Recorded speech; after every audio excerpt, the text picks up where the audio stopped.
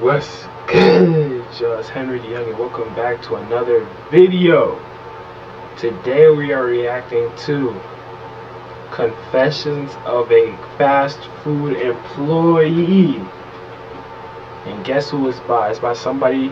It was by our first reaction. If y'all don't remember, go back and look. Our first reaction, Saga the Youngin. Yeah, this is the person I said I got my username from. He's one of the reasons why I chose to become HenryTheYoungin.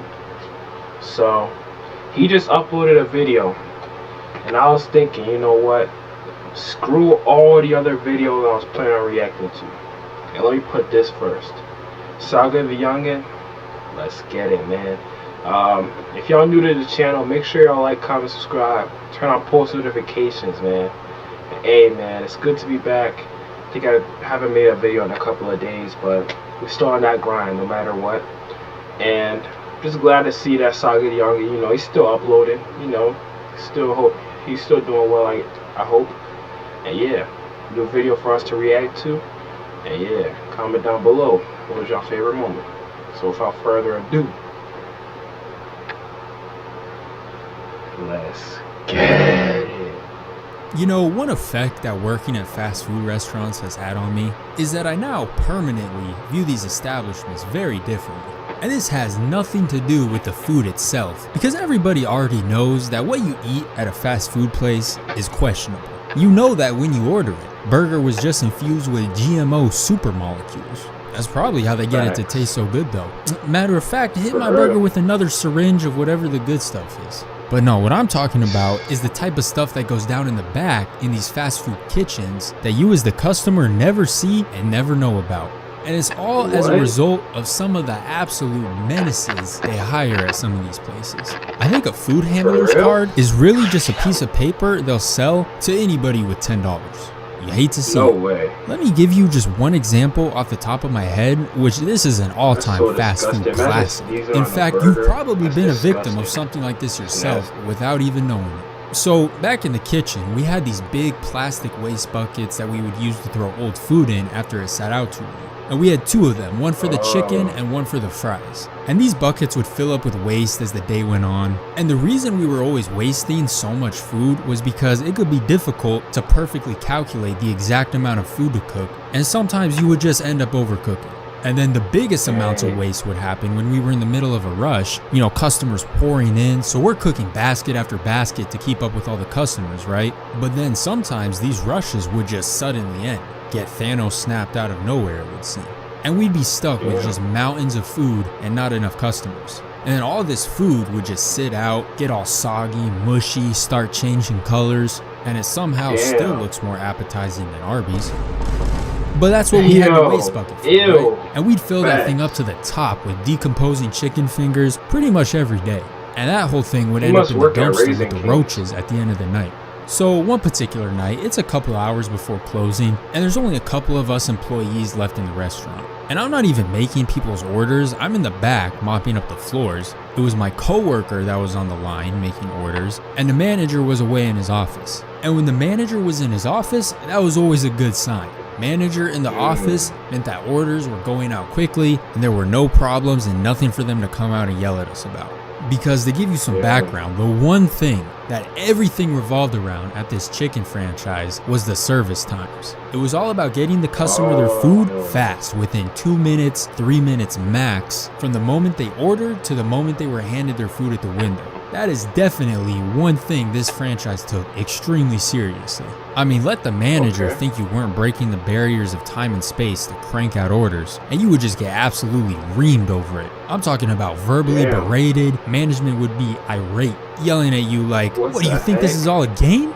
And then they threatened to throw you on dish duty. That was always the classic threat, that you'd get thrown on dish duty, not only for the rest of your current shift, but also for all future shifts indefinitely into eternity. And I mean, of course you don't want the customer having to wait too long for their food, but management would act like they were running a special ops mission or something. I mean, let's not forget this is a $9 fast food meal.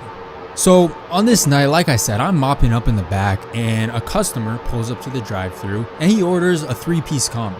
Simple, basic order, right? Easy enough. Okay. So the order comes in, and my coworker up front, he starts making the meal, making the toast, getting the fries, and I notice all the way from the back, the customer ordered a 3-piece, but there's only 2 fingers in the chicken holder. We're 1 finger short. I look at the timer for how long until fresh chicken, and a new batch was still 3 minutes away. Then I look at the drive-thru timer, and this car had already been sitting there for 2.5 minutes. So I'm doing the math in my head, and that's a 5.5-minute order. An atrocity right there. Managers are about to be livid. And I guess bro at the order making station, he did the same math because he starts stressing out a little bit. I notice him looking back and forth between the drive-thru timer, the half-made order just sitting there on the counter, and the chicken timer. Keep in mind, the whole time that drive-thru timer just keeps ticking up. 2 minutes and 40 seconds, 2 minutes and 50 seconds. That thing crossed 3 minutes, the screen turned from green to yellow. They color-coded it just to let you know how much you suck at your job. And definitely don't let it get to red. That's once you hit 4 minutes. So out of the corner of my eye, I'm noticing dude getting restless, doing a lot of fidgeting. He starts pacing back and forth. I mean, bro was probably having visions into the future of getting put on permanent dish duty, scrubbing off towers of the slimiest, crustiest of dishes. But my boy was a quick decision maker, and I guess he made up his mind on how he was going to solve this situation, because he walks over to the waste bin, does a quick head swivel side to side, made sure the coast was clear, and then he shrugged his shoulders, reached his hand into the chicken finger graveyard, and plucks a finger off the top. And you can already guess, he walks over to the dude's order, tucks the bad finger all discreetly under the other 2 fresh tenders, covers everything up with a piece of toast, slams the box shut, and promptly rushes it off to the drive-thru window. At which point, it was then bagged up and handed to the customer. He really thought he was slick. And to be honest, he might have been, because the customer drove off, and boom, 3 minutes and 18 second service time. Hey, that's solid time right there. See, these were the types of problems he was paid to solve. Mission accomplished. I'd rather wait and in that for moment, fresh we done turned into a chum bucket some franchise. And I know that might seem kind of like an extreme thing to do, but look, this is really a no-lose situation if you think about it. Because the employee avoids getting yelled at by the manager doesn't have to explain high times to his boss, so he secured his bonus, and that's one less piece of food that has to be tragically wasted. That's W's all around. Oh, and the customer, he'll probably dip that finger in some sauce or something anyways. I bet he won't even notice. Yeah, he'll probably have some diarrhea or something the next day, but he'll just chalk it up to the whole meal in general. Matter of fact, he'll probably be back next week for more. Repeat customer. That's true, but yeah, people were always going to the craziest of lengths to keep the service times low. And it wasn't always grabbing food from the waste bucket. I mean, sometimes it would be the opposite. I would see people undercook the food so it could be ready faster. They would be ripping open half-cooked pieces of chicken like, I mean, it's not that pink, right? What do you think? You think it's good? And then someone else would be like, close enough. Serve that batch up. I mean, isn't the point of rushing the food out as fast as possible to give the customer the best experience possible? Except, ironically, it would often just end up with them getting a horrible experience. So, task failed successfully, I guess. I mean, nowadays, when I eat fast food, I almost feel better when the food takes a few minutes longer than normal to make, because then I don't have to sit there wondering what type of shenanigans went down that made it possible for my food to be ready in 2.453 seconds. See, at first you think of it as a plus when your order gets called quick, but now that I think about it more, I better not hear my order called while I'm still filling up my drink, while I'm at the napkin station. No, this gotta be at least after I've already been sitting down in my seat for a little bit. I remember on another occasion that somebody got done dirty, and I would actually prefer the musty chicken finger compared to this, and this time involved their drink, specifically their sweet tea. Now, I usually worked in the kitchen, so I was in the back when this happened, but I heard about the story later that night, and this one was bad. I can't even laugh about this one. Because we had these drink dispensers that we would serve the iced tea from, right? We had like a dozen of them spread all over the restaurant. Some were in the lobby, some were behind the counter, a few at the drive-thru. And we had to clean each one of these containers every single night. Take them all apart, clean all the little pieces, and then put them all back together. It was kind of a headache. So sometimes, to make it easier, instead of cleaning them all after we closed, we would give whoever was on dish duty a head start and take them down maybe an hour or so before we closed. So we would combine what was left in every tea holder from the entire restaurant into a single 5-gallon bucket and serve tea out of that bucket for the rest of the night. So the upside was you got to start on the dishes early, but the downside with the bucket is it was kind of a hassle to use because you had to basically scoop the tea with a separate cup down into the bucket and then pour that cup into the other cup as opposed to just pouring it straight from the dispenser.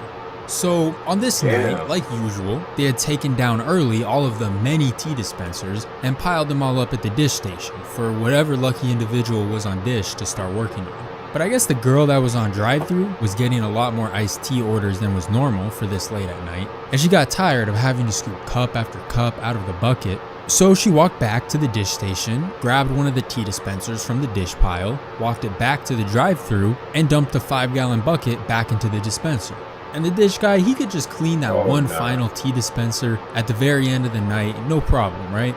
So like 10 minutes passes by, she's working the drive-thru like normal, she serves a few customers their tea, at which point the dish guy, Michael, leaves his dish station and walks over to the drive-thru. And he's looking at the tea kind of in a confused way, and he's like, wait a minute, that tea dispenser right there, where did you get that from? And she says, oh, I got it from your dish rack. I had brought them all over to you maybe 10 minutes ago, but we got kind of busy, so I just took this one back. And Michael's like, Sarah, please tell me you haven't been serving tea to people out of that tea dispenser. And she's like, yeah, like I just said. I got annoyed having to scoop tea by hand, so I've just been using this for the last 10 minutes. And Michael just starts looking horrified. He looks like he ate one of them rotten chicken fingers. And the reason being, I guess what had happened was when she had originally brought those tea dispensers over to him, he had took it upon himself to spray down the insides of those containers with bleach. Just doused in nothing but raw chlorine bleach. And we would always just soak those tea dispensers with bleach because it helped with getting all the tea stains out. It was a typical thing. You're not allowed to drink And so bleach, he soaked right? them all in bleach like normal and then turned his back on it. Probably started working on other dishes while waiting for the bleach to soak in. But Sarah, she always worked the drive-thru. She had never done dish before. So she wasn't aware that dousing the tea containers with bleach was a standard everyday process. Because here's the thing, when you first spray bleach onto something, it would be kind of bubbly, and you could clearly tell that something was just sprayed all over it. But let 10 minutes go by, and the bubbles would pop, the bleach would run down the sides, and it all just combined with whatever tea was left at the bottom. I don't think she would have been able to tell that there were any chemicals in there at all. So by the time Sarah walked back over, she didn't know anything was wrong. Michael didn't catch her. He was oblivious. Nobody noticed anything. And so she set up that dispenser, poured the tea bucket into it, where it was combined with who knows how much bleach. Next thing you know, they're serving up industrial grade iced tea, disinfected beverages. So yeah, that was not good. That was definitely not good. But I gotta be honest, things would only go on to get worse. Because if we run down the list of food code violations so far, yeah, you prefer a musty, crusty chicken finger over bleached iced tea. I mean, one is nasty, the other one is just straight up dangerous. But I would also prefer bleached iced tea to the worst abomination I had ever seen cooked up in that kitchen. I mean, bleached tea is pretty bad, and this one might be even worse. I don't know, they're close. And this one involved a manager, too. We'll call him Manager Jim. If you guys remember this guy, the menace of fast food himself. You remember, he was the one that assaulted the homie Nico back when we were still kids in high school. I'll link the video on the end card at the end of the video if you haven't seen it. But yeah, this is that same Jim. Should I react to that? I think I already watched it. Another item on the long list of his war crimes was when we accidentally cooked up a toxic abomination of a batch of food one day, an entire batch, and it was an accident, I'll get into it, but then it was Jim that served the whole thing up to a few lucky customers. What? Yeah, the reign of Jim as assistant manager saw many dark moments. Oh, hell no. Now, how did we accidentally cook up this toxic abomination in the first place? Well, you see, what had happened was the fryers at this place would get filthy, right? If you drain the oil out of them, all you would see left behind is just a graveyard of gunk and grime, stuff burnt onto the metal, just nasty stuff caked all over the insides. But we had a rotating cleaning schedule where the openers every few mornings would clean 2 fryers. So this would ensure that every fryer would get cleaned out about every week or so. And the way we would clean these, it was a whole project. You would start by scrubbing off as much as you could get by hand, and once you couldn't get any more, you'd fill up the fryer with water to try and boil off the rest of everything else that was stuck on. And stuff would really be stuck on there. This was like when you forget to soak the pan in water after you're done cooking and find it 3 hours later, but times 1,000. And so food and grease would be so burnt on that even the boiling water wasn't enough. So we also had this powdered fryer cleaner. It was basically just a mixture of a ton of chemicals, and you dump that into the boiling water, and that mixture was supposed to be powerful enough to just completely purge the fryer. And it definitely was. Those fryers would come out looking brand new afterwards. But the thing with this fryer cleaner is it was highly toxic. Highly. And because it was so toxic, after you cleaned the fryer of the actual charred food and grease that was in there, you had to clean it again to clear out any toxic residue that might be left. So you had to basically clean out the cleaner. And that was the most important part of the process. After you boiled that fryer clean using this toxic potion, you drained the mixture out of there, and then you had to make 110% sure to rinse out that fryer very, very well, so that absolutely no residue from the fryer cleaner was left behind. That step was very important. In fact, we would drag in the hose from outside, and you would just blast the fryer with it to make sure every speck of that fryer cleaner gets washed away. And once you were confident you didn't leave behind a single particle of this poison, you could now pour some fresh oil back in the fryer and start cooking again. And here's the thing, is you would immediately know if you left any fryer cleaner behind. Because if you did, as soon as you tried to fry something in there, everything would react and the whole thing would just start foaming up like crazy. You would definitely know. It looked like something that would give you superpowers if you fell into it.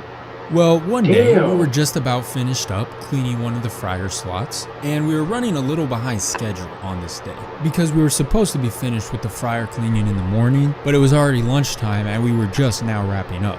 So Jim is already stressed thin because the lunch rush is coming through and you're not really supposed to be down a fryer going into the lunch rush. So because of that, we're having trouble keeping up with orders. Tickets are just piling up one after the other.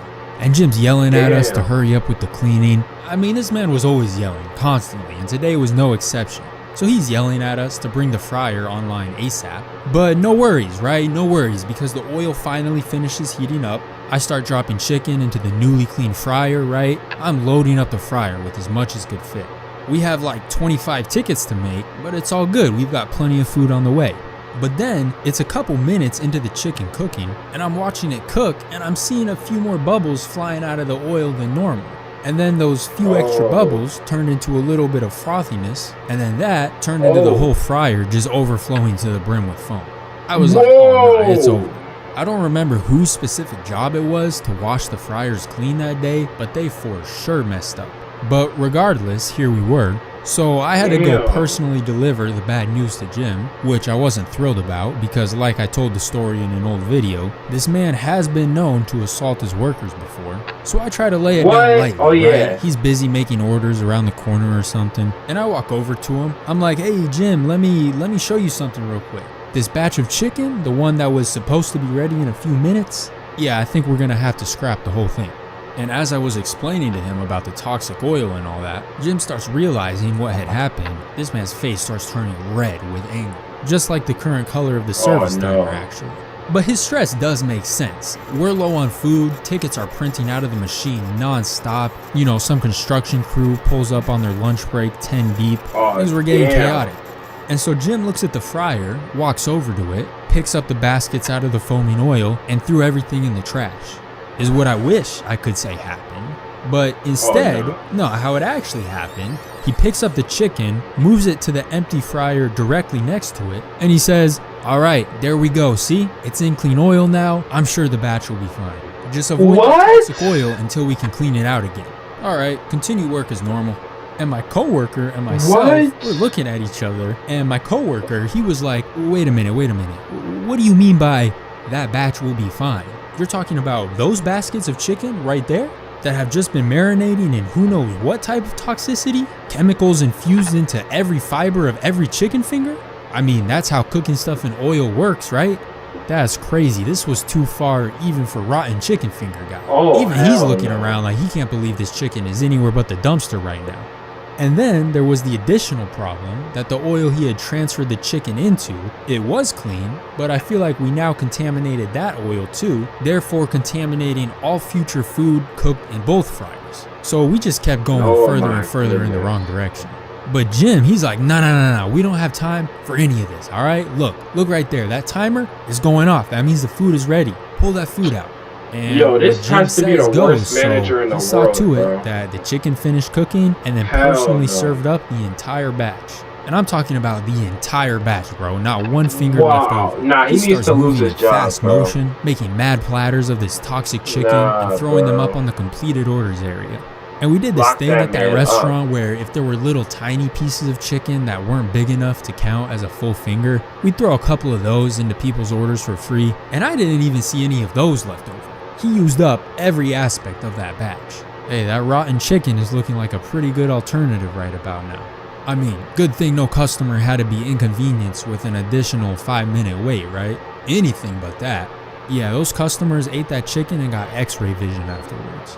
So look, guys, come through. We got chemical infused chicken. You could wash it down with some bleached iced tea. Fries could have been taken from the rotten pile. And it will only take 2 minutes and 30 seconds for us to get all of that to you. I know, it's pretty impressive. Nasty. And by the way, feel free to leave a tip at the end of your order. It's just gonna ask you one question real quick.